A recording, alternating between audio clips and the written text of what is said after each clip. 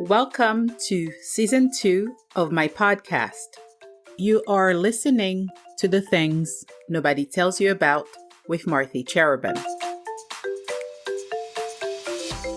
This podcast is about the unspoken things in pregnancy, labor, and postnatal that nobody tells prospective mothers, parents, and or childbearing age women about. In today's episode, we are going to talk to one of our beautiful mothers who was tested positive for COVID-19 while she was pregnant with her baby. Emmy is a first-time mother with a gorgeous 5.5-month-old baby girl. I spoke to Emmy a few weeks ago, and this is the first part of our interview. Emmy, how did you find out you were pregnant? Well, first of all, thanks for having me. I had fibroids, and I had my first surgery back in 2013. And we were told by the doctor after having the surgery, that's when you could try if you were trying to get pregnant. And so after 2013, around 2014, we started trying. And it never happened. We weren't really stressing it. But then I had another surgery back in 2017. So that's when we actively started to try. And I was getting discouraged. 2017, 2018, I got discouraged and kind of gave up because it never happened. And all the time I kept having symptoms as if I was pregnant.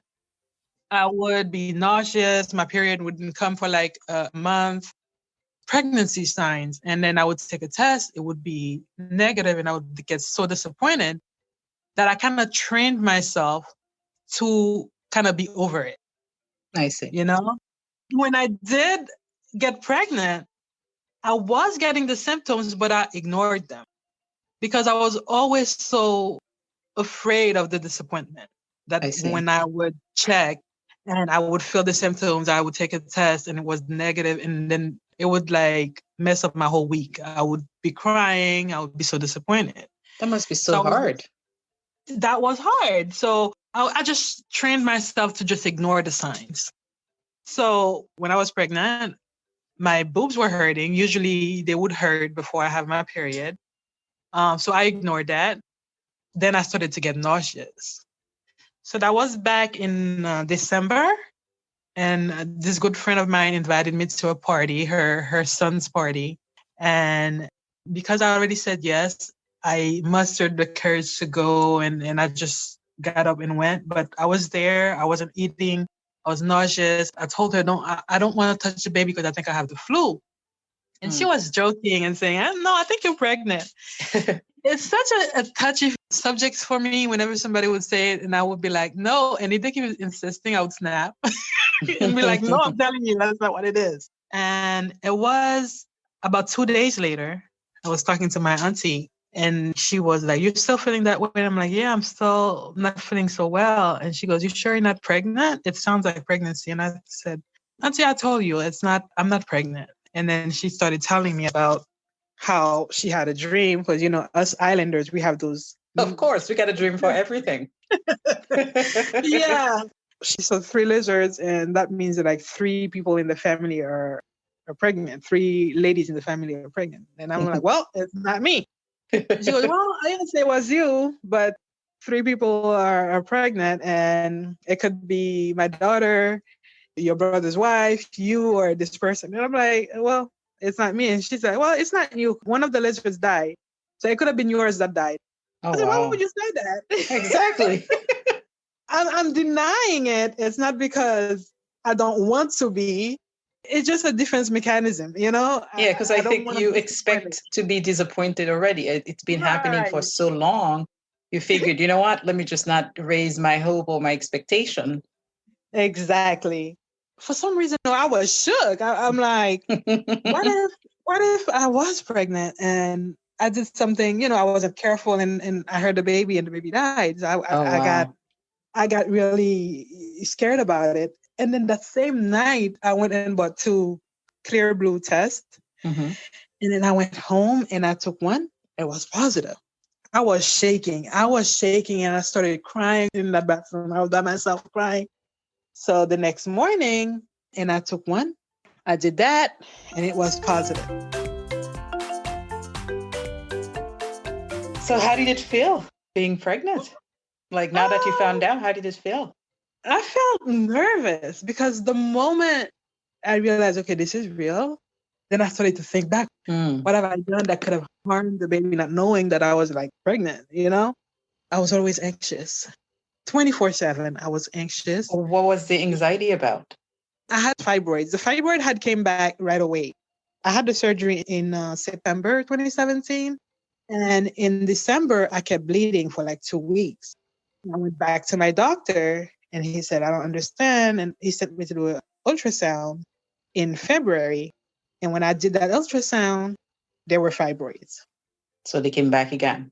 They came back like right away. Like they weren't as big, but they came back and they were growing. So the doctor was telling me that it's going to be hard to get pregnant. And so that was the thing in the back of my mind, the fibroid. You know, Wow. when you hit Google, it's telling you fibroids can crush the baby, it can do this to the baby, it can do that to the baby. So it was making me very nervous and nauseous. I was having a nausea a lot, like in the morning.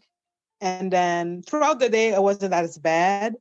But when you go on Google, it would say, oh, having the nausea is good news because if you were to stop having them, that means the baby is not there. So Oh my God. I would be like, okay, I'm not feeling nauseous right now. So, it gets me nervous. Oh my goodness. Google, I tell you. I had the nausea, but I craved it. At the same time. Oh my God. You were torturing yourself, huh? Right. So it was mostly that.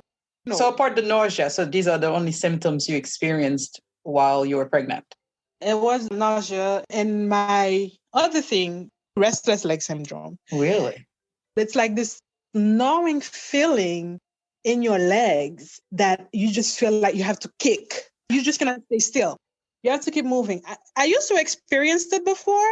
It was around a time when my doctor had put me on anxiety pills or depression pills, and I was on them for like a month. And then I stopped taking them Oh, okay. because I just felt better. I stopped taking them without the doctor weaning me off the pill. So it created that in me. That was back in 2005. So when I used to deal with that, I used to get up during the night and do squats and do things to tire my legs to go back to sleep. But now here I am pregnant. I can't really do those movements. I cannot shake that feeling. I'm just walking, pacing back and forth in the house. The restless leg syndrome, that kind of made you become insomnia. Exactly, because I couldn't sleep. Oh, wow. That's tough, especially being pregnant. You need that sleep. Exactly. So now it's making me anxious. I'm thinking this is affecting the baby because, Google. You need to stop Googling. Google says you have to have this amount of sleep for the baby's brain to develop, for the baby to be able to be, perfect or to be healthy. So it makes me anxious. Okay, I can't help this. I'm trying to sleep and I can't. And, I'm trying to grow this baby. So it might be the anxiety that's causing you more trouble, really, than actually the actual symptoms you're experiencing. Yeah, there's anxiety because when you Google the restless leg, this information is stressing me. I think in your case, having this high level of anxiety whenever you feel like there's something might be wrong with the baby, and I think that makes a lot of sense. Right. When I got pregnant, I had just turned 37. So of course, it's what they call it, geriatric. Geriatric. Oh God. So basically, I'm already considered geriatric. I have fibroids and I've had surgeries. So they already considered me like a high risk. High risk pregnancy. Yeah. Right. So I'm already tagged. I don't have a belly yet. I'm already tagged that way. They're already pressuring me to do what's that test with the needle? The amniotic. Girl, I was pressured. I was pressured to do it. And I'm like, no. They keep saying at this age, with this, the baby could have Down syndrome. It could have spinal bifida. Oh And I'm my like, well, God. I don't want to know. I said, you know this baby, you know how long I've been praying for this baby. God put this baby in my belly. Whatever that this baby come with, God will give me the strength. It will not change the outcome. It's basically giving you a choice to terminate the pregnancy based on what the results are. And I'm like, regardless of the results, I'm going to have this baby. So I don't need to. Amniocentesis is a procedure in which amniotic fluid is removed from the uterus for testing or treatment. Amniotic fluid is the fluid that surrounds and protects a baby during pregnancy. This fluid contains fetal cells and various proteins. Although amniocentesis can provide valuable information about your baby's health, it's important to understand the risks of amniocentesis and be prepared for the results. Amniocentesis can be done for various reasons: genetic testing, fetal lung testing, diagnosis of fetal infection, treatment, and paternity testing. Genetic amniocentesis can provide information about your baby's genetic makeup. Generally, genetic amniocentesis is offered when the test results might have a significant impact on the management of the pregnancy or your desire to continue the pregnancy. When doing the procedure, you will need to lie still while the needle is inserted and the amniotic fluid is withdrawn. Amniocentesis carries various risks, including leaking amniotic fluid, miscarriage, needle injury, infection transmission, and it might cause the baby's blood cells to enter the mother's bloodstream, which might damage your baby's red blood cells. Coming in, they were throwing all these things at you. They're throwing all these things at me. So making me feel like, something could be wrong because I'm the geriatric. I have this issue. I have that issue. I have this other problem. Then they hit me with the placenta previa. I have placenta previa. Because the moment you have it, you're going to have a C-section. The placenta is a structure that develops inside of your uterus during pregnancy, providing oxygen and nutrition to removing waste from your baby. The placenta connects your baby through the umbilical cord. In most pregnancies, the placenta attaches to the top or side of the uterus. Placenta previa occurs when a baby's placenta partially or totally covers the mother's cervix, which is the outlet for the uterus. Placenta previa can cause severe bleeding during pregnancy and delivery. If you have placenta previa, you might bleed throughout your pregnancy and during your delivery. You will need a C-section to deliver your baby if the placenta previa doesn't resolve. This pregnancy was very stressful for you. I had the placenta previa. Then at the end of my second trimester, I had the gestational diabetes and then anemia. Oh, wow. Yeah, I had all of that. With the diabetes, what it was doing to me was I kept feeling dizzy. I would get dizzy, like the room would be spinning, and I would have this feeling where I had to lay down on the floor. Whenever it would hit me, I would hit the floor. I would be laying on the floor. The naked floor had to bring me back. I would like black out. Wait, you would pass out? I don't think I passed out. I kind of blacked out, like out of my body. Like I don't know what's going on, but I don't think I was unconscious. It makes me lightheaded and I kind of blacked out. So that's how I kept feeling throughout the pregnancy. Gestational diabetes is diabetes diagnosed for the first time during pregnancy. Like other types of diabetes, gestational diabetes affects how your cells use sugar. Gestational diabetes causes high blood sugar that can affect your pregnancy, and your baby's health. Gestational diabetes that is not carefully managed can lead to high blood sugar levels. High blood sugar can cause problems for you and your baby, including an increased likelihood of needing a C-section to deliver. If you have gestational diabetes, your baby may be at increased risk of excessive birth weight, early preterm birth, serious breathing problems, low blood sugar or hypoglycemia, obesity, type 2 diabetes later in life, and stillbirth. Iron deficiency anemia is a condition in which you don't have enough healthy red blood cells to carry adequate oxygen to your body's tissues. Iron deficiency anemia during pregnancy can make you feel weak and tired. During pregnancy, you need double the amount of iron that non-pregnant women need. Your body needs this iron to make more blood to supply oxygen to you and your baby. If you don't have enough iron stores or get enough iron during pregnancy, you could develop iron deficiency anemia. Severe anemia during pregnancy increases your risk of premature birth, having a low birth weight baby, and postpartum depression. Wow, you had a very tough and difficult pregnancy. It was. To add to that, you were tested positive with COVID-19. Right. That was at week 36 because my C-section was scheduled at week 36.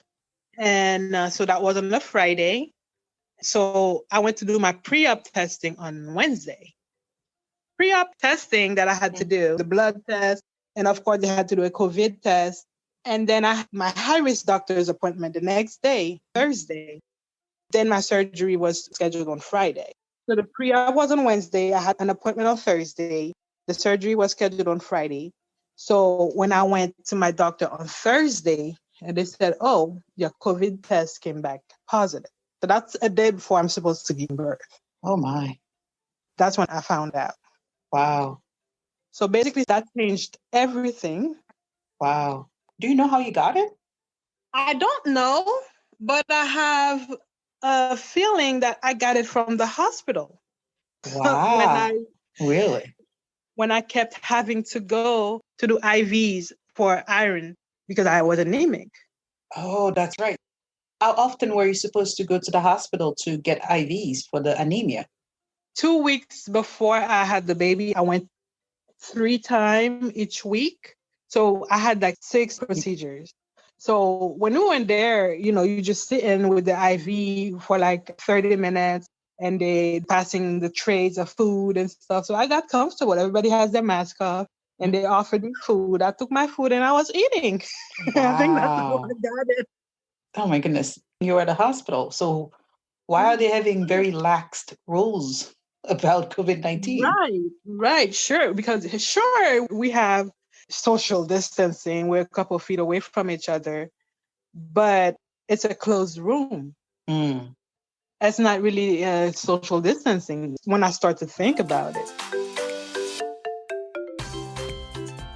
At this time, I'd like to encourage all of my listeners to leave a review of this episode and our podcast on iTunes/Apple Podcast, Spotify, Google Podcast, Stitcher, Amazon Music, Pandora, iHeartRadio, TuneIn plus Alexa, or wherever you are listening to your podcast. You can follow us on Facebook, Instagram, Twitter, and subscribe to our YouTube channel. Please leave a review or comment about your pregnancy stories because you might even hear your reviews and or your stories on the air. So please join us.